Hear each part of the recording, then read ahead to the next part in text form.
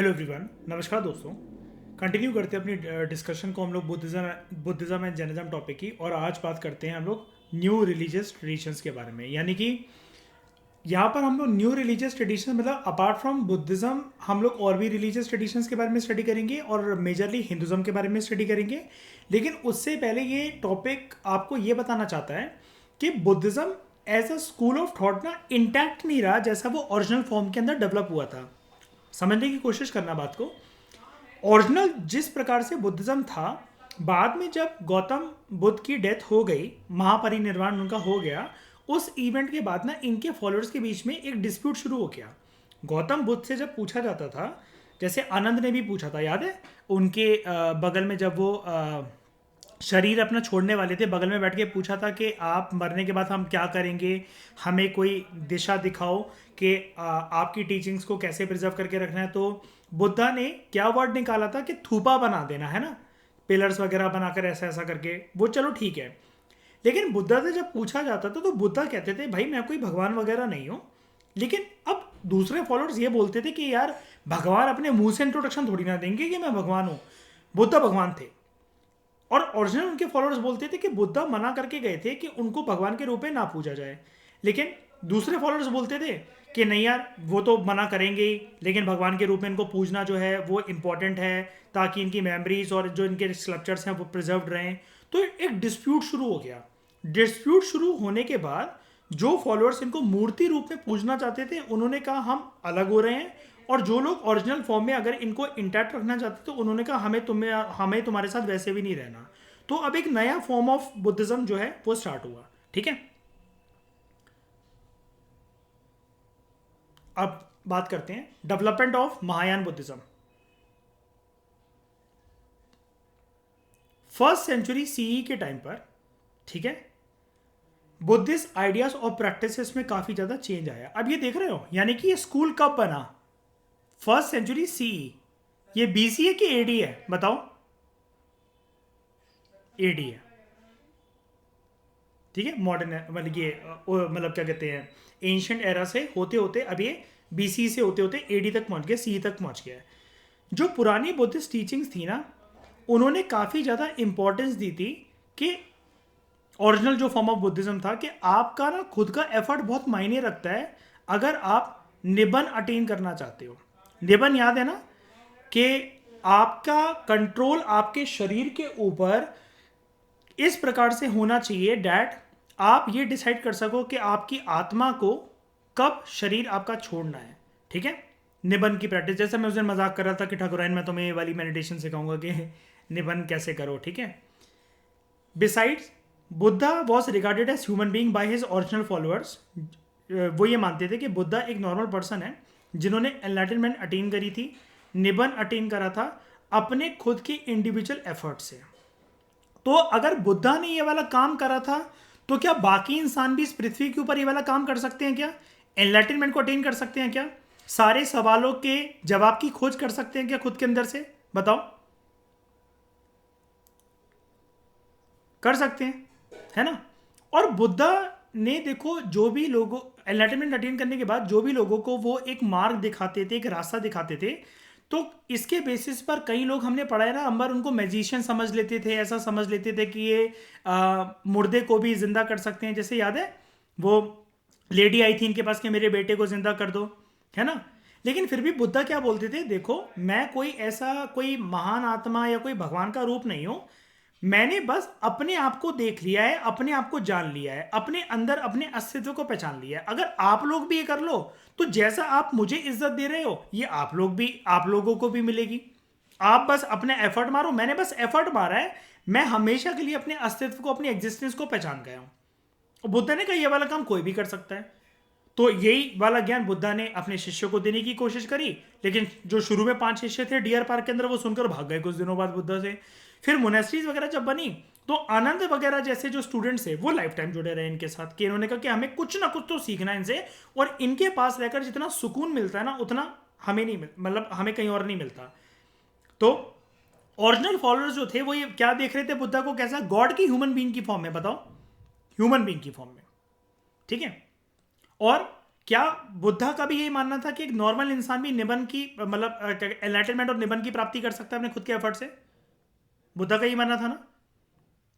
क्या बुद्धा ये कहते थे ओरिजिनली, जो ये पैराग्राफ हमें बता रहा है, कि आपको किसी की सहारे की आवश्यकता है? क्या बुद्धा ने एनलाइटनमेंट की प्राप्ति के लिए किसी का सहारा लिया, किसी गुरु का सहारा लिया क्या? बताओ। किसी ने इनको रास्ता दिखाया क्या कि ऐसे ऐसे एनलाइटनमेंट की प्राप्ति होती है? उस जमाने में दूर दराज तक इनके इलाके में, इनके गांव में कोई भी ऐसा था क्या महान ऋषि या कोई भी जिसको गौतम बुद्ध जानते हो कि इन्होंने एनलाइटनमेंट की प्राप्ति करी और मैं इनसे सीखकर कुछ ना कुछ कर सकता हूं, बिल्कुल ऐसे मार्ग पे चलते चलते एनलाइटनमेंट की प्राप्ति कर सकता हूं? बताओ। Buddha was unique in his efforts और नॉट टू अटेन एनलाइटनमेंट, है ना? Gradually the idea of the saviour emerge, धीरे धीरे करके जब बुद्धिज्म आगे बढ़ा ना, तो देखो बुद्धिज्म फोल्ड के अंदर गौतम बुद्ध भी ये ना धीरे धीरे करते करते यकीन करने लगे। अब ना गौतम बुद्ध की यही वाली चीज़ ना बहुत अच्छी लगती है मुझे भी, और आप लोगों को भी सुनने में अच्छी लगेगी ये वाली चीज़।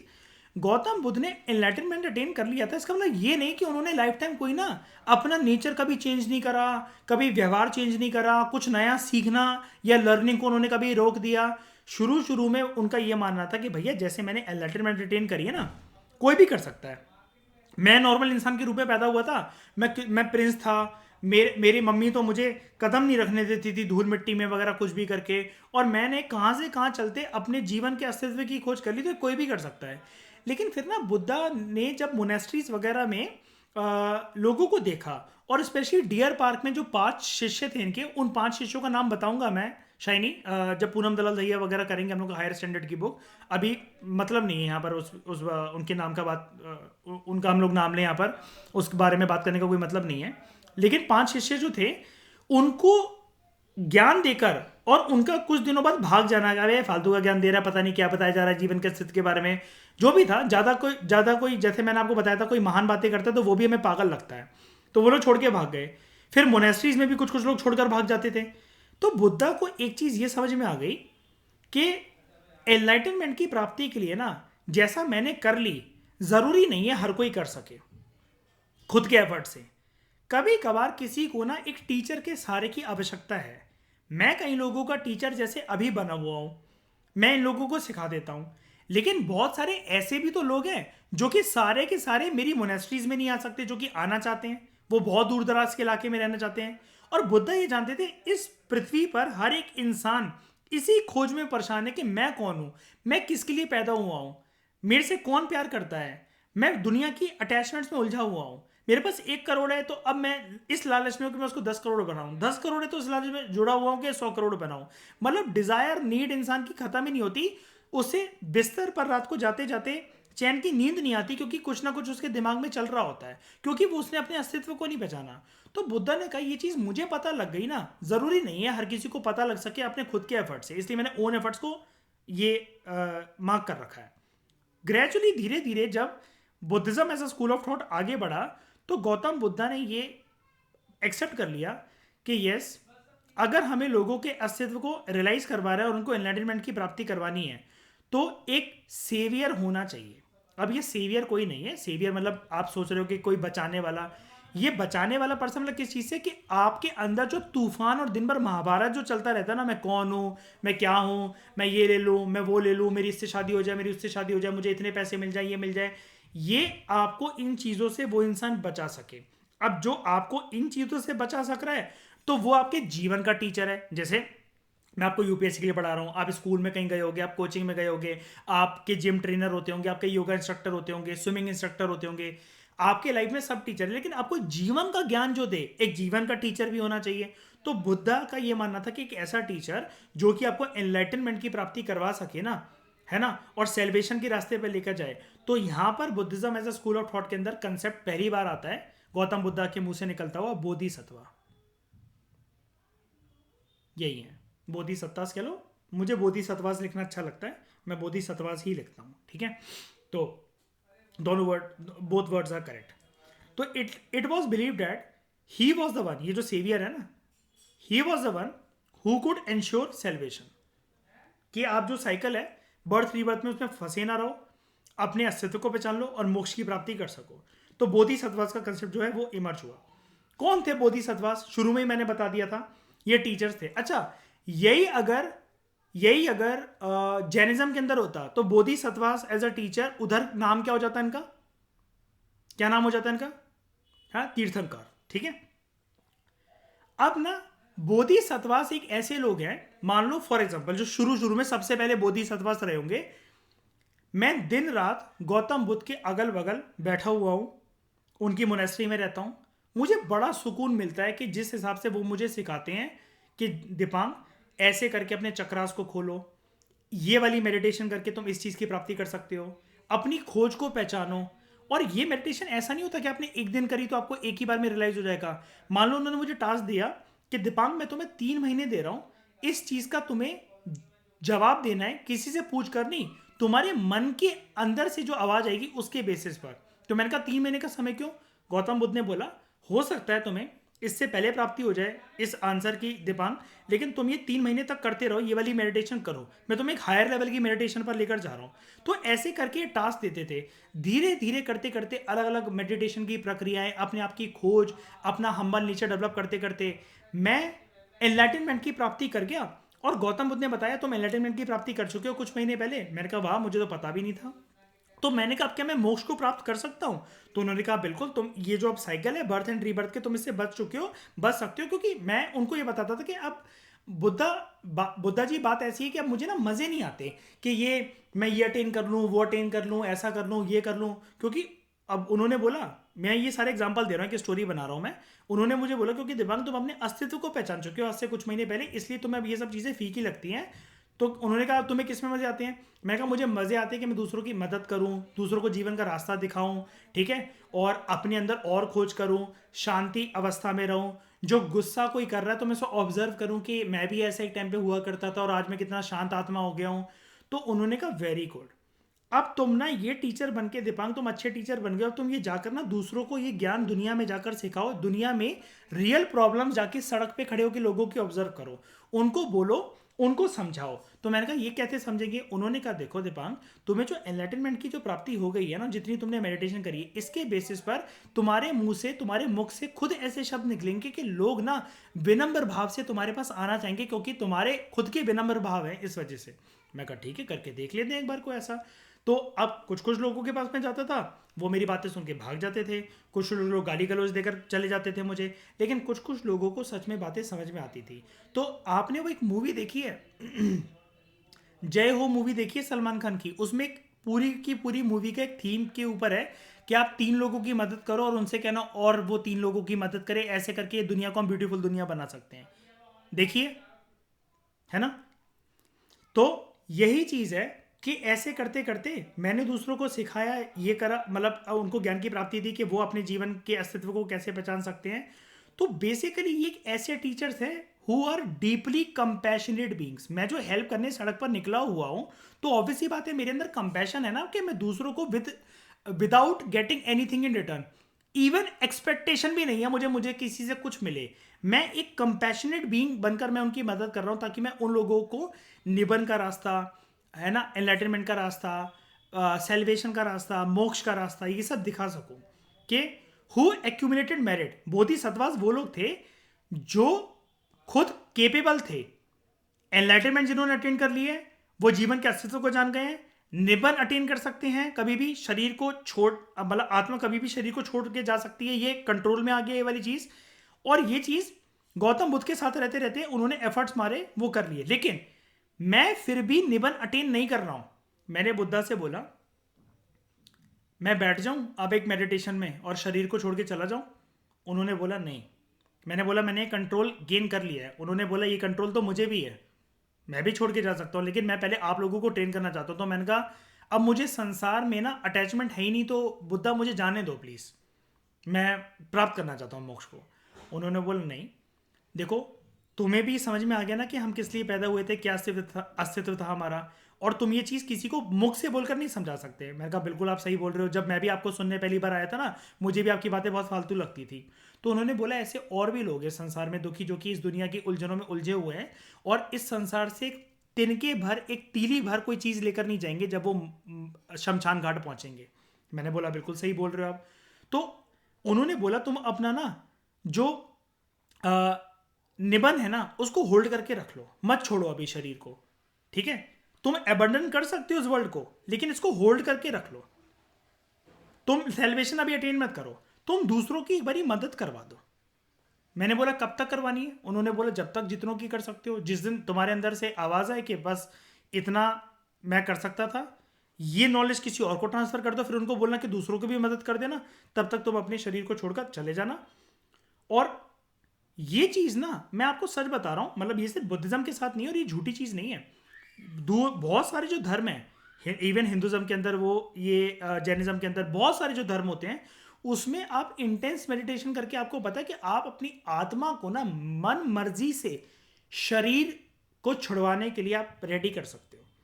हालांकि इसमें बहुत टाइम लगता है, बहुत टाइम लगता है, आपको मूलाधार चक्र अपना ओपन करना पड़ता है। मैं टेक्निकल्स में नहीं जाऊंगा, आपको समझ में नहीं आएगा।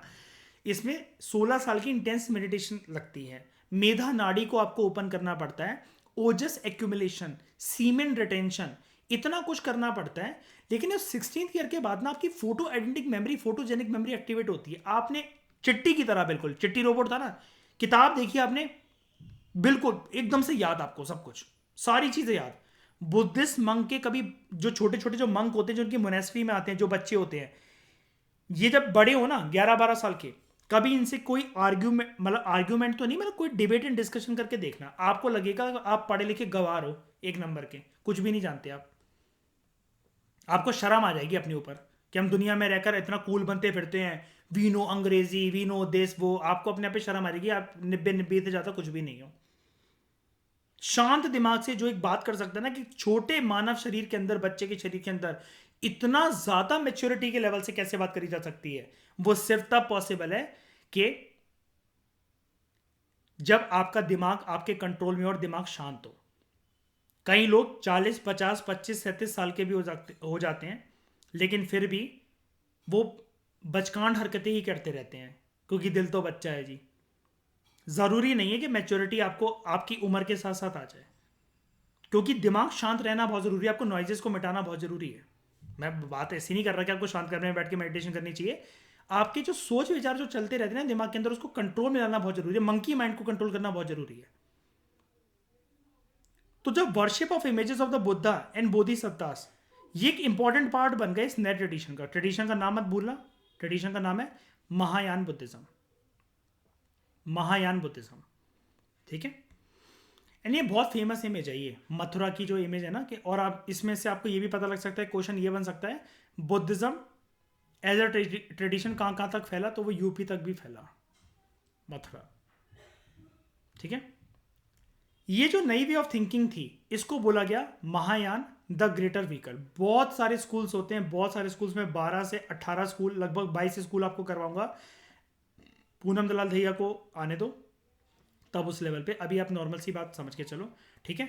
अच्छा, महायान तो नया फॉर्म ऑफ बुद्धिज्म है, लेकिन जो लोग ओरिजिनली बोधिसत्वा और बुद्धा को, उनकी टीचिंग्स को मानते थे, फॉलो करते थे, और उन्होंने कभी भी बुद्धा और बोधिसत्वा की मूर्ति बनाना पसंद नहीं करा, वो सिर्फ ये चाहते थे कि इनकी टीचिंग्स पे हम लोग भरोसा रखें। तो ओरिजिनली वो डिसाइपल्स जिस स्कूल ऑफ थॉट को मानते थे, तो ओरिजिनल फॉर्म ऑफ बुद्धिज्म को हम लोग क्या कहेंगे, उसको कहेंगे हम लोग हीनायान। हीनायान से जो लोग अलग हुए, महायान। तो आपसे कोई क्वेश्चन पूछे, फर्स्ट स्कूल ऑफ बुद्धिज्म कौन सा है, हीनायान। सेकंड स्कूल ऑफ बुद्धिज्म कौन सा है, महायान। मूर्ति वर्शिप किसमें होती है, महायान में। मूर्ति वर्शिप किसमें नहीं होती है, इमेज वर्शिप किसमें नहीं होती है, हीनायान में। इसको कहते हैं लेसर व्हीकल, इसको कहते हैं ग्रेटर व्हीकल। अब कभी कभार हीनायान को ना थेरावाड़ा भी बोलते हैं, ये रहा थेरावाड़ा, ठीक है। जो सपोर्टर्स हैं महायान बुद्धिज्म के, they regarded other Buddhist as followers of Hinayana, क्योंकि वो ये बोलते थे कि ये लोग पुरानी सोच के हैं, ऑर्थोडॉक्स हैं, इनको तो पता ही नहीं चला कि भगवान अपने मुंह से भगवान थोड़ी ना बोलेंगे अपने आप को, उनकी इमेजेस को और मूर्ति को बनाना, प्रिजर्व करके रखना, उनकी पूजा करना ज़रूरी है। लेकिन वही वाली बात है ना, मुझे एक बात बताओ, जो ये हीनायान है, जो ये हीनायान है, ये गुस्सा क्यों होते थे महायान वालों से, इन्होंने क्यों निकाल दिया कुछ फॉलोअर्स को कि तुम जाओ यहाँ से, निकल जाओ, हमें नहीं रहना तुम्हारे साथ। क्यों ओरिजिनल फॉलोअर्स ने महायान वालों से क्यों चिढ़ने लगे वो लोग? मूर्ति नहीं तो चिढ़ने वाली बात क्या थी? मूर्ति पूजन करते थे तो वेरी गुड। और बुद्धा ने क्या बोला था? इसलिए तो हिंदुज्म से अलग होकर ये पूरा का पूरा स्कूल ऑफ थॉट और ट्रेडिशन बनाया था। याद है वो वाली बात? शाइनी में समझा रहा था ईशा को, ठकुराइन को, कि तुम्हारे घर में वो हवन होगा और तुम पूरे दिन परेशान रहोगी, तुम कनेक्ट तो कर ही नहीं पाई गॉड के साथ, भागती रही इधर से उधर, इधर से उधर, इधर से उधर। अब ये वाला काम अगर मूर्ति वर्शिप जहां पर आएगा कंसेप्ट अगर आशिमा, तो लोग फिर भागते ही रहेंगे ना। माला चढ़ानी है, अभिषेक करना है, दूध चढ़ाना है, इसमें कनेक्शन हो सकता है कभी भी? नहीं, बुद्धा के अकॉर्डिंग नहीं हो सकता। ठीक है, अब मैं आपको एक बात बताता हूं। हीनायान को ही जब थेरावाड़ा बोलते थे तो वाई दीज टू वर्ड्स, ये दो वर्ड फिर क्यों? अब आपको मैं एक नई चीज बताता हूं। एक्चुअली महायान वाले पुराने ऑर्थोडॉक्स विचार वाले बुद्धिस्ट फॉलोअर्स को बोलते थे हीनायान, लेकिन जिनको हीनायान बोला जा रहा है ना, वो अपने आप को हीनायान नहीं बोलते थे, वो अपने आप को बोलते थे वी आर थेरावादिन्स। वी आर थेरावादिन्स, जो कि बुद्धा की ओरिजिनल पाथ को, ओल्ड पाथ को फॉलो करते हैं, जो बोधिसत्वास हैं उनको रिस्पेक्टेड टीचर्स मानते हैं। That is we all are of a similar colour, जो कि ओरिजिनल बुद्धा की टीचिंग्स, ओरिजिनल बोधिसत्वास के साथ जुड़े हुए हैं। हम प्योर फॉर्म ऑफ बुद्धिज्म से जुड़े हुए लोग हैं, एंड वी आर थेरास। तो कभी भी जो हीनायान वर्ड है, ये थेरावादिन्स ने कभी अपने लिए यूज ही नहीं करा, ये महायान वाले इनको बोलते हैं थेरावादिन्स को, कि ये हीनायान वाले लोग हैं, मतलब पुराने लोग हैं। हीना मतलब पुराना। ठीक है, कोई दिक्कत तो नहीं है यहां पर? तीनों वर्ड्स को समझने में कोई दिक्कत? हीनायान, थेरावाड़ा और महायान, बताओ। थेरावाड़ा मतलब जो ओरिजिनल जो लोग हैं, जो ओरिजिनल नंबर वन, जो शुरू शुरू में जो फॉलोअर्स थे वो थेरावादिन्स ही हैं। महायान वाले थेरावादिन्स को हीनायान बोल रहे हैं। थेरावादिन्स अपने आप को कभी हीनायान नहीं बोलते हैं। ये ओरिजिनल स्कूल है, ये आप अपने लेवल के हिसाब से तो समझ लो, बोथ आर सेम, बस। ठीक है, बात खत्म। और यूपीएससी वाला तुमको समझ में आ गया? ठीक है, अब बात करते हैं पौराणिक हिंदुज्म की। अब देखो, जो ये पौराणिक हिंदुज्म होता है, पहले एक वर्ड की तरफ जाओ। ये कोई वर्ड आपको ऐसे ही लग रहा है ना सुनकर, पुराना, ओल्ड, है ना? बेसिकली हिंदुज्म, जिसमें देवी देवताओं को मूल रूप से जो पूजा जाता है, जिनकी किताबें, ग्रंथ, आपके कर्मों के अनुसार आपको ये दंड मिलेगा, ये फल मिलेगा, स्वर्ग की प्राप्ति, नर्क में तेल के पकौड़े बुने जाएंगे, ये सारी की सारी जितनी बातें होती ना, धर्म के कोर एस्पेक्ट को खोद खोद के पढ़ना, वो पुराने हिंदुज्म का पार्ट होता है। और पुराने हिंदुज्म के ऊपर किताबें भी लिखी जाती है, जैसे गरुड़ पुराण, विष्णु पुराण, शिव महापुराण, ये सारी बातें। इसलिए वर्ड आया है पुराणिक हिंदुज्म। अब टॉपिक क्या है हमारा? कोर टॉपिक से हमें भटकना नहीं है।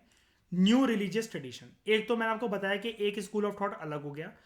अब बात करते हैं, याद है ना आपको वो मोनेस्ट्री वाली डिस्कशन नंबर मैंने बताया था कि गौतम बुद्ध अलाउ करते थे कि दूसरे ट्रेडिशंस के भी लोग यहाँ पर आके डिबेट्स एंड डिस्कशन करें मेरे शिष्यों से, और मेरे शिष्य कुछ ना कुछ सीख सकें उनसे, logical rational argument, debates and discussions के माध्यम से। सबको याद है ये वाली बात, है ना? तो इसलिए उस जमाने के अंदर जो पुराने हिंदुज्म जो चलता था, हमें इसके बारे में भी जानना जरूरी है। ठीक है, जो ये सेवियर का जो ये नोशन है ना, ये सिर्फ बुद्धिज्म में नहीं माना जाता। मैंने अभी आपको बताया ना कि आपका कंट्रोल, आपकी आत्मा का कंट्रोल आपके शरीर के ऊपर, कि आप अपनी मर्जी से अपने शरीर का त्याग कर सको। ये वाली बातें मैंने अभी आपको थोड़ी देर पहले बोली। अपार्ट फ्रॉम बुद्धिज्म, हर एक रिलीजन के अंदर अगर आप इंटेंस मेडिटेशन करना और अपने अस्तित्व को पहचानना, चक्रास को खोलना सीख जाओ, तो ये वाला काम आप कर सकते हो। सिमिलरली जो ये टीचर का कंसेप्ट है, बुद्धिज्म के अंदर टीचर और सेवियर का कंसेप्ट का नाम क्या है? जल्दी बताओ। बोधिसत्वास। जैनिज्म के अंदर क्या नाम है? तीर्थंकर। बुद्धिज्म, ये हिंदुज्म के अंदर क्या नाम है? कोई नाम नहीं होता, कोई नाम नहीं होता। गुरु नहीं, देखो गुरु ना एक ऐसी कोनोटेशन है, इसको डिफाइन करना बहुत मुश्किल है। अब गुरु ऐसा भी नहीं होना चाहिए ना अरविंद कि वो राम रहीम या आसाराम बापू निकला, है ना। गुरु एक बहुत बड़ी कोनोटेशन होती है, लेकिन हिंदुज्म के अंदर ऐसा कोई आपको सीवी नहीं कि जो आपको मतलब कोई नाम नहीं होता, मतलब बेसिकली कि आपको कोई ऐसा रास्ता दिखाए वो करके आप उसको एक कोनोटेशन दे रहे हो, ऐसा नहीं होता। अच्छा, हमें ना ऐसी सिमिलर आइडियाज जो हैं सेवियर के कंसेप्ट के, टीचर के कंसेप्ट के, कुछ अन्य वे में हमें दिखते हैं हिंदुज्म ट्रेडिशन के अंदर भी। अब ये कौन कौन से, हिंदुज्म एक बहुत अम्ब्रेला टर्म है, इसके अंदर वैष्णविज्म, शैविज्म, बहुत सारी चीज़ें आती हैं। तो वैष्णविज्म की अगर हम लोग बात करें, जो कि ऑब्वियस ही बात है, which is a form of Hinduism only, जिसके अंदर आपको नाम से ही पता लग रहा होगा, वैष्णविज्म विष्णु को मेन डीटी माना जाता है as principal deity for worshipping. And दूसरा शैविज्म, शैविज्म जहां पर शिवा को चीफ गॉड कंसिडर करा जाता है, प्राइमरी गॉड कंसिडर करा जाता है, ठीक है। तो आप जिसको भी अपना पूजनीय देवता मान रहे हो, तो आप उस फोल्ड के पार्ट हो। विष्णु की पूजा करते हो तो वैष्णविज्म के पार्ट हो, शिव भक्ति करते हो तो शैविज्म के पार्ट हो, ठीक है। अब यहां पर जो डिवोशन और जो भक्ति का जो कंसेप्ट है वो सिंपल सा एक बात पे आधारित होता है। जैसा कि अंबर आपने थोड़ा सा सुना भी होगा, भक्ति सूफी वाला जो चैप्टर है उसके अंदर हम पढ़ेंगे मेडिवल इंडिया के अंदर, भक्ति मूवमेंट सिर्फ एक ही बात को एम्फसाइज करती थी, और भक्ति का मतलब यही होता है कि आपको अपने ईश्वर के साथ एक बॉन्ड डेवलप करना है, आत्मन का मिलन परमात्मन के साथ, right, devotee and the God. और इनके बीच में जो रिलेशन है ना, भक्ति का मतलब ये होता है कि आपको डरना नहीं है। कई लोग ना डर के पूजा करते हैं, ये भगवान बचा ले इस संकट से, ऐसा कर ले, वो कर ले, मैं नंगे पैर आऊंगा, नारियल चढ़ाऊंगा, दूध चढ़ाऊंगा। भक्ति ये कहती है आपको जिससे भी कोई चीज़ चाहिए होती है, किसी से भी, मतलब भक्ति का कंसेप्ट ऐसे डेवलप होता है कि आप पहले नॉर्मल इंसान की तरफ बात करो कि अगर आपको किसी इंसान को अप्रोच करना है, आपको उससे अपनी बात मनवानी है, अपनी बात कहनी है, शांतिपूर्वक तरीके से कहनी है, और आप ये चाहते हो कि आपका काम भी हो जाए, तो आपको उससे डरने की जरूरत थोड़ी ना है। बेस्ट तरीका क्या होता है कि आप उसके साथ बॉन्ड डेवलप करो, और वो बॉन्ड कैसा होना चाहिए, वो बॉन्ड प्यार से भरा होना चाहिए। ऐसे ही अगर एक भक्त अपने भगवान ईश्वर में आस्था अगर जताता है, तो भक्ति का मतलब ये है कि आपको अपने देवी से, देवता से डरना नहीं है, आपको प्यार से उनके साथ एक बॉन्ड डेवलप करना है, एक गहरा संबंध डेवलप करना है। अब इसलिए जब ये भक्ति की फॉर्म निकली, तो भक्ति मूवमेंट के टाइम पर किसी ने परमात्मा को अपने कि आप ही मेरे सब कुछ हो इस फॉर्म में देखा, किसी ने देखा कि आप संकट हरता हो, हर विघ्न बाधा से बचा लेते हो, किसी ने इस फॉर्म में देखा, ठीक है। किसी ने पति के फॉर्मेट के अंदर देखा। कौन कौन थी वो जो कृष्ण जी को अपना पति मानती थी? मीरा। तो आप कैसे भी वो करके वो कर सकते हो, है ना। तो भक्ति फॉर्म आपकी किसी भी फॉर्मेट के अंदर हो सकती है, ठीक है। आपको बस बॉन्ड, एक लविंग बॉन्ड डेवलप करना आना चाहिए। इन केस ऑफ वैष्णविज्म, जो कल्ट्स हैं, कल्ट क्या होते हैं? कल्ट क्या होते हैं?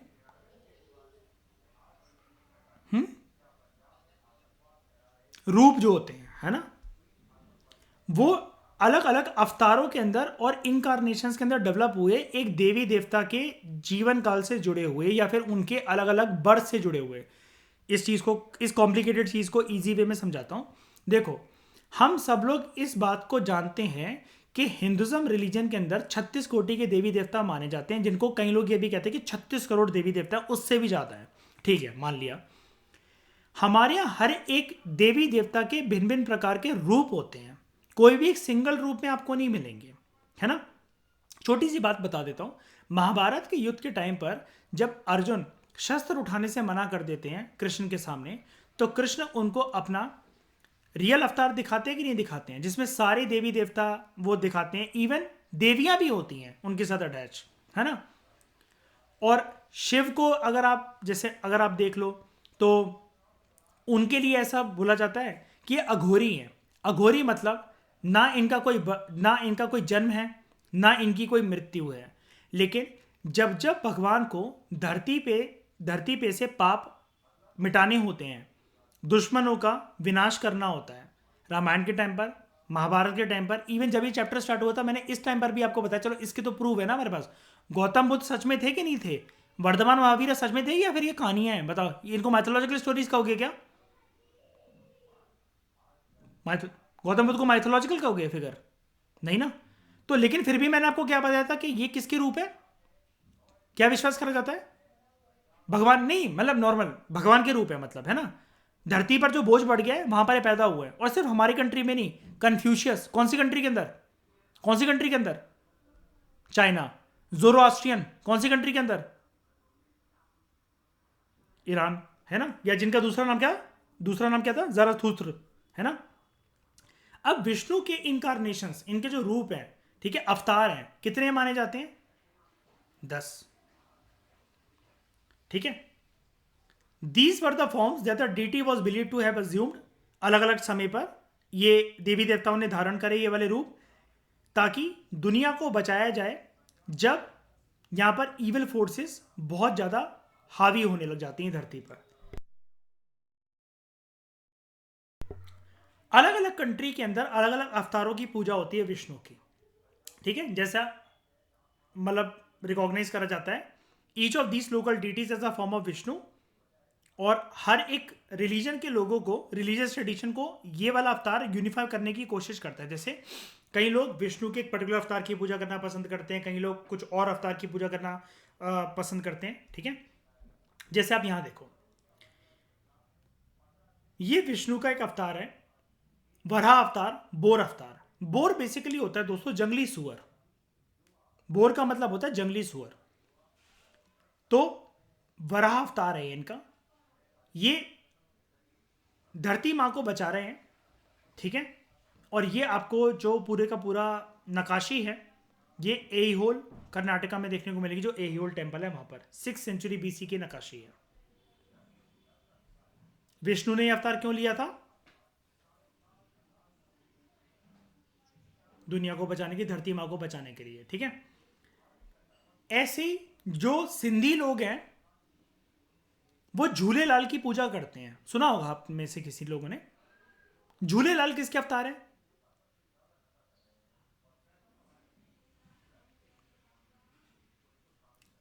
झूलेलाल देखे होगा ना, मैं आपको दिखा देता हूं। सिंधी लोग जो होते हैं ना वो पूजा करते हैं।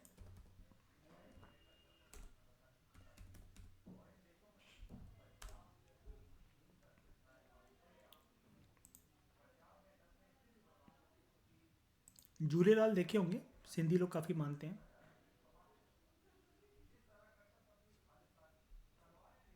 किसके अवतार माने जाते हैं? विष्णु के, ठीक है। Some of these forms were represented in sculptures, और कुछ कुछ देवी देवताओं की फॉर्म में। शिवा फॉर इंस्टेंस, क्या जब हम शिवलिंग की पूजा कर रहे होते हैं आशिमा, तो अल्टीमेटली हम शिव जी की ही पूजा कर रहे होते हैं, हाँ कि ना? है ना। तो शिवा को दो फॉर्मेट के अंदर दिखाया जाता है, शिवलिंग लिंगा फॉर्म में, या फिर इन ह्यूमन फॉर्म में भी। नाग लिपटे हुए हैं, डमरू रखा हुआ है, नंदी है सामने जो कि बैल होता है उनका, है ना। इस प्रकार की जो रिप्रेजेंटेशंस हैं, ये बेसिकली एक कॉम्प्लेक्स सेट ऑफ आइडियाज अपने भक्तों के सामने प्रेजेंट करने का एक वे होता है इन स्कल्पचर से, इन फॉर्मेट से, इन इमेजेस से, इन सिंबल से, देवी देवताओं के बारे में और उनके एट्रीब्यूट्स के बारे में। जैसे उनकी हेड ड्रेसेस, उनकी ऑर्नामेंट्स, उनके वेपन्स, आयुधास कहते हैं इनको, ऑस्पिशियस ऑब्जेक्ट जो कि देवी देवता अपने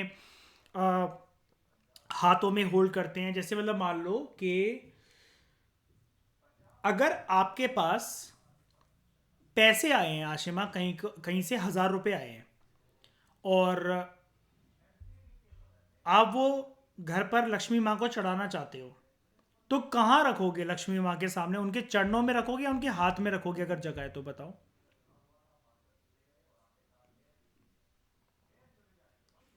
हम हाथों में उनके पकड़वाएंगे ताकि हमारे पैसे मल्टीप्लाई हो। एक हमारा एक कंसेप्ट होता है ये बेसिकली, कि जो भी चीज़ को हम ऑस्पिशियस मानते हैं तो वो देवी देवता। अब जैसे प्रसाद, चलो ठीक है आप छोड़ो, ज्ञानी लोगों को ये वाली बातें समझ में नहीं आएंगी। प्रसाद है, प्रसाद कहाँ रखोगे? भगवान के चरणों में रखोगे कि मुंह में खिलाओगे? बताओ। हम लोग कृष्ण जी को, चलो एक और एग्जांपल पूछ लेता हूँ लास्ट। आपने एक बांसुरी ली कृष्ण जी की, अब उनके चरणों में रखोगे, हाथों में पकड़ पाओगे? ये तो बता दो कम से कम, ये भगवान हाथ में है ना, अब बांसुरी क्यों नहीं रख दी चरणों में? उनकी उस बांसुरी की जगह कहां पर है? अब वेपन्स और ऑस्पिशियस ऑब्जेक्ट्स वगैरह ये सब करके, हाँ मुझे आप लोगों को एक चीज पे करेक्ट करना है, एंड थैंक्स टू अंकिता भगत जिसने मुझे ज्ञान दिया। मैं ये सरपेंट वाली चीज को समझा नहीं पा रहा था, ठीक है, कि ये सरपेंट क्या है। मैंने टेलीग्राम पे आप लोगों के साथ एक चीज़ शेयर करी थी, और अंकिता ने भेजा था, तो मैंने ये डाल दिया था ताकि सारे स्टूडेंट्स की हेल्प हो जाए। दिखा देता हूँ, एक बार उस चीज़ को जान लेते हैं, इंपॉर्टेंट है। अंकिता ने बोला था कि जब बुद्धा ने घर छोड़ा था अपना 69 साल की उम्र में, वो उसको इवेंट को ये कहते हैं महाअभिषेक क्रमण, वो ठीक है। जो मैंने पूछा था, जो सांप है वो बुद्धिज्म से रिलेटेड है, बिकॉज उनकी जो टीचिंग्स के अनुसार ना, उन्होंने एक बारी एक नाग उनकी मोनेस्ट्री में घुसाया था, उसको भी ज्ञान दिया था, ठीक है, उसको भी ज्ञान दिया था। और बुद्धिस्ट पीपल को कभी कभार कुछ लोग जो हैं वो ऐसा भी मानते हैं कि नागवंशी कहते हैं उनको। और मल्टी हेडेड स्नेक, जैसे जो मल्टीपल स्नेक्स होते हैं, मल्टी हेडेड स्नेक देख रहे हो ना आप, ये एक सर नहीं है, काफी सर है, ऐसा यकीन, कहाँ गया, ऐसा यकीन करा जाता है, ये ऐसा यकीन करा जाता है, ठीक है। So they all show that serpents like cobra may be single और multi headed is directly related to Buddhism. एक तो ये इंटरप्रिटेशन हो गई अंकिता की, और ये देख लो, ये बुद्धा है और ये सारे नाग हैं। अब हिंदुज्म के अंदर बुद्धा को विष्णु का अवतार भी समझा जाता है, एंड विष्णु के साथ उनकी छत्र छाया में हमेशा कौन रहते हैं? कौन रहते हैं? जल्दी बताओ। शेषनाग, है ना। अगर वो कृष्ण के रूप में पैदा हुए हैं तो उनके शेषनाग कौन? जल्दी बताओ। उनके बड़े भाई का नाम क्या? बलराम। अगर वो राम के रूप में पैदा हुए हैं तो उस जन्म में उनके छोटे भाई का नाम कौन जो शेषनाग है? लक्ष्मण। एंड हमेशा शेषनाग की एक खासियत होती है, ये जो शेषनाग होगा, आपको शक्ल से क्या दिख रहा है आशिमा, ये विनम्र स्वभाव का या एग्रेसिव स्वभाव का है? एग्रेसिव। तो लक्ष्मण को देख लो, शॉर्ट टेम्पर थे, बहुत जल्दी गुस्सा आता था, परशुराम पे भनक पड़े थे। और आप बलराम को भी देख लो, उनको भी बहुत जल्दी जल्दी गुस्सा आता था, ठीक है। दूसरी एक चीज़ मुझे करेक्ट ये करनी है, अंबर आप भी ध्यान से सुनना, एंड आई एम सॉरी मुझे इस चीज़ का ज्ञान नहीं था, अगेन थैंक्स टू अंकिता भगत जिसने बताया कि भिक्कुनीस का जो हमने कंसेप्ट पढ़ा था, तो मैंने गलती से ऐसा बोल दिया था, और अभी तक मैं भी इतने सालों से यूपीएससी के लिए पढ़ा रहा हूँ, तो मुझे भी ये वाला ज्ञान नहीं था कि भिक्कुनीस को भी अपने हेड शेव करने पड़ती है, it is must in Buddhism. और मुझे लगता था वो औरतें बाल रख सकती हैं, सिर्फ जैनिज्म के अंदर हेड शेव वगैरह का कंसेप्ट होता है, लेकिन नहीं, अंकिता ने मुझे करेक्ट करा, और मयूर को भी ये वाली बात पता थी। एंड अपने हेड के साथ साथ अपनी आईब्रोज को भी शेव करना पड़ता है, ये भी बताया अंकिता ने, ठीक है। और मैं इनकी डिटेल में ये फोटो दिखाता हूँ आपको, ये नहीं, ये देखो, ठीक है, ये देखो, और ये देखो। To understand the meaning of these sculptures, जो हिस्टोरियंस हैं बेसिकली उनको फैमिलियर होना पड़ता है कि इनके पीछे कहानियां क्या हैं। जैसे विष्णु के किसी अवतार को अगर हमें समझना है, इसके ऊपर अर्पित बहुत भयंकर और डीप लेवल पे जाकर हिंदुज्म के अंदर ग्रंथ है ना, जिनकी इंटरप्रिटेशन भी भयंकर लेवल की संस्कृत में है, कहानियां बहुत सारी जुड़ी हुई हैं, है ना। जैसे मैं आपको एक बात बताता हूं, एक अध्याय है, वो गाने की फॉर्म में ही है, मुझे अभी याद नहीं आ रहा। जब पाप का घड़ा धरती पर बहुत ज़्यादा भरने लगा, तो सभी देवी देवताओं ने अप्रोच करा विष्णु जी को कि प्रभु आपको जन्म लेना पड़ेगा। फिर क्या हुआ, रामायण के ज़माने की बात कर रहा हूँ, तो राम जी ने जन्म लिया। राम जी ने जन्म लिया ना, तो एक एडल्ट अवतार में आ गए वो अपनी माँ के सामने। तो उनकी माँ ने बोला कि देखो ऐसे अच्छा नहीं लगेगा, तुम लीला रचने आए हो, मुझे पता है, एंड मैं भाग्यवान बनना चाहती हूँ कि मैं तुम्हें अपनी कोख से जन्म दूँ। तो तुम छोटे बच्चे बनकर आओ, बड़े बनकर आओगे तो मैं अपमानित रूप से देखी जाऊंगी संसार के अंदर, कि इतने बड़े एज का बच्चा ऑलरेडी तुम्हारे पास था, तो तुम बहुत पहले गर्भवती हो चुकी होगी शायद से। तो भगवान को बात समझ में आई, और फिर राम जी राम लल्ला की फॉर्म में आते हैं। छोटे बनकर। अब ये जो कहानी है, जैसे कृष्ण कहां पैदा हुए थे बताओ? हैं? कृष्ण कहां पैदा हुए थे? हाँ, जेल में, मथुरा की जेल में। तो ईशा, कभी जेल हो जाए ना आपको तो दुखी मत होना, है ना? भगवान जब जेल में पैदा हुए थे तो हम तो थोड़े टाइम के लिए जा ही सकते हैं, नहीं? और दो चीज़ों से मोटिवेशन लिया करो। अंबर, अंबर कभी जेल हो जाए आपको, क्या करोगे आप? रोने लगोगे आप तो, है ना? नहीं नहीं, अरे ऐसा ऐसा सोचा करो भाई, गांधी जेल गए थे, नोट पे आ गए। कृष्ण जेल में पैदा हुए थे, भगवान बन गए। आप जेल जाओगे तो पता नहीं क्या ही हो जाएगा। ऐसे मोटिवेशन लिया करो इन छोटे छोटे इवेंट से। तो many of which are content in the Puranas compiled by Brahmanas by about the middle of the first millennium C. ये कंपाइलेशन करी गई कहानियां वगैरह की सारी चीजें फिर सर्कुलेट करी गई लोगों में बड़ी सारी सेंचुरीज तक, in the form of the stories of various gods and goddesses. और आप जानते ही हो कि ये कहानी को जानना समझना लोग पूरा का पूरा जीवन लगा देते हैं। आज में आप जानते होगे, गीता, रामायण, महाभारत के अध्याय को समझने में, लोगों को कथाएं बताने में, है ना? जैसे कृष्ण लीला के ऊपर कितने भी जन्म ले लो, लेकिन जितनी इंटरप्रिटेशन कर पाओ उतनी कम है। रामायण के ऊपर जैसे आप उनको जानते होगे, जया किशोरी को सबने सुना होगा आई थिंक, कृष्ण की भक्ति के ऊपर बोलती हैं, है ना? बहुत सारे लोग हैं आजकल, जैसे अ, ये कवि हैं हमारे बहुत एक फेमस, वो रामायण के ऊपर बोलने लगे हैं, जो कि पहले आम आदमी पार्टी में भी थे। क्या नाम है उनका? कुमार विश्वास। ठीक है। तो ये सब की चीजों के पीछे बहुत सारी कितनी कथाएं छुपी होती हैं, ठीक है? तो generally they will return in simple Sanskrit words, ताकि जोर जोर की इसको पढ़ा जाए, हर कोई सीख सके, इसके ज्ञान को सीख सके, इंक्लूडिंग विमेन एंड शूद्रास, जो वैदिक लर्निंग नहीं कर सकती थी। लेकिन क्या वो ये पुराणास पढ़ सकती हैं? आपको ये वाली बात देखो, आज पता लगे, ये क्वेश्चन आ सकता है। यूपीएससी जनरली ऐसे धार्मिक भावनाओं के क्वेश्चन नहीं पूछता, स्टेट पीएससी लेकिन पूछ सकते हैं। तो आप क्या बोलोगे? ऋग्वेद, यजुर्वेद, सामवेद एंड अथर्ववेद, क्या इनको औरत और शूद्र पढ़ सकते थे? हाँ कि ना? नहीं। लेकिन क्या पुराणास को, और पुराणास के एक्सेसिबल थे औरत और शूद्रों के लिए? थे। ये याद रखना, ये बहुत इंपॉर्टेंट चीज है अंबर। इसको तो स्टार मार्क लगा के कहीं लिख लेना, इसका तो टैटू बनवा लो, इंपॉर्टेंट चीज है अंबर, ये हमारे एग्जाम के लिए बहुत इंपॉर्टेंट है ये मतलब इसका कंपैरिजन और ये वाला कंपैरिजन, ये विमेन शूद्र एंड वैदिक लर्निंग। वेदास का उनको एक्सेस नहीं था, लेकिन इसका एक्सेस था। अब ये जो फिगर है ना दोस्तों, इसको नजरअंदाज मत करना।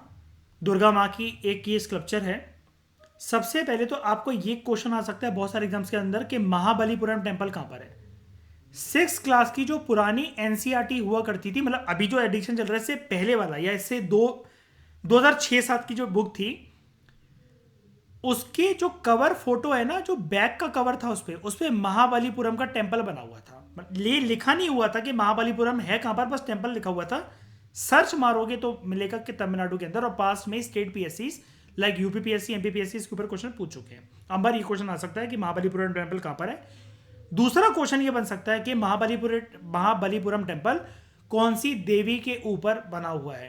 तो अगेन ये कंफ्यूज करने को आ सकता है कि सरस्वती, लक्ष्मी, महालक्ष्मी, काली, दुर्गा। अगेन दुर्गा माँ के ऊपर आप कहोगे कि इतना डेप्थ में जाके करना पड़ेगा क्या? जी हाँ, रिलीजन एक सभी एग्जाम्स का एक इंपॉर्टेंट टॉपिक रहता है। थोड़ा सा बस मुझे पार्शलिटी वाला एस्पेक्ट ये लगता है कि ये लोग ना अब मस्जिद के बारे में, गुरुद्वारा के बारे में, सिख गुरु के बारे में नहीं पूछते, लेकिन मंदिर वगैरह के बारे में पूछ लेते हैं। अब इन्होंने 2020 में पार्लियामेंट को कंपेयर कर दिया, पार्लियामेंट के ऊपर क्वेश्चन पूछ दिया 64 योगिनी से कंपेयर करके। तो ये हिंदुज्म रिलीजन के अंदर जो मंदिर है ना, शिव की पहाड़ियाँ, ठीक है, या फिर कोई मंदिर हो, वो आर्ट एंड कल्चर से कनेक्ट करते हो, ये पूछ लेते हैं। अब क्या मस्जिद और क्या गुरुद्वारे और ये चर्च नहीं होते क्या कनेक्ट होते हुए? बिल्कुल होते हैं। लेकिन फिर वही वाली बात है, 2021 में जब क्वेश्चन आया ये वाला चर्च के ऊपर, सेंट फ्रांसिस के ऊपर, मतलब ऐसा कुछ करके जो क्वेश्चन था, जो भी था वो, अगेन उसको कोई फिर सॉल्व नहीं कर पाया। ये है दुर्गा माँ का ये टेम्पल महाबलीपुरम के अंदर, ठीक है। और ये भी याद रखना है, ये वाला कहाँ गया, ये एही होल मंदिर के अंदर कर्नाटका के अंदर विष्णु जी का वराह या फिर बोर अवतार है, ठीक है, जिसमें इन्होंने धरती माँ को सेव करा था, उस चीज़ का स्कल्पचर दिखाया गया हुआ है। ये सारी की सारी लर्निंग जो कि हम पढ़ रहे हैं ये पुरानास के अंदर गिवन है। पुरानास इवॉल्व कैसे हुए, ये ज्ञान फैलता चला गया लोगों के बीच में थ्रू इंटरेक्शन, चाहे वो पंडित बताएं, जो लोग मर्चेंट्स वगैरह थे वो भी सुनना इसको पसंद करते थे, ऑर्डिनरी मैन एंड वेमेन शाम के समय में, जैसे आप लोगों के घर पे भी दादी वगैरह जो भी होंगी 4 बजे 4:15 बजे तक मंदिर जाने का उनका टाइम हो जाता होगा कि एक बार चली जाएं, या फिर अर्ली मॉर्निंग चले जाते होगे, है ना, तो वो प्रवचन सुनने जाते हैं बेसिकली। तो ऐसे ये प्रक्रिया हमारे हिंदुस्तान में शुरू से चल रही थी और घर घर ये फैलती चली गई, और लोग अपने आइडियाज़, अपने सोच विचार ये जो सुनकर आते थे मंदिरों से, भगवानों के बारे में, उनकी कहानियों के बारे में, इससे अपने जीवन को बेहतर बनाने की कोशिश करते थे, ठीक है। वासुदेव कृष्ण ये एक इंपॉर्टेंट डीटी है मथुरा रीजन के अंदर, लेकिन मथुरा रीजन के अंदर अपार्ट फ्रॉम आप ये कह सकते हो कि वैष्णविज्म, अपार्ट फ्रॉम हिंदुज्म एक और रिलीजन बहुत प्रोमिनेंट है, that is Buddhism and Jainism also. मतलब मथुरा ऐसा माना जाता है कि it is a cult centre, merging centre of various traditions. यहाँ पर जैसे मथुरा के अंदर ही आपको मैंने बुद्धा की इमेज दिखाई आपको, एंड मथुरा कहाँ पर है, यूपी के अंदर, ठीक है, आगरा के पास। मथुरा वृंदावन सुना होगा आपने, ठीक है।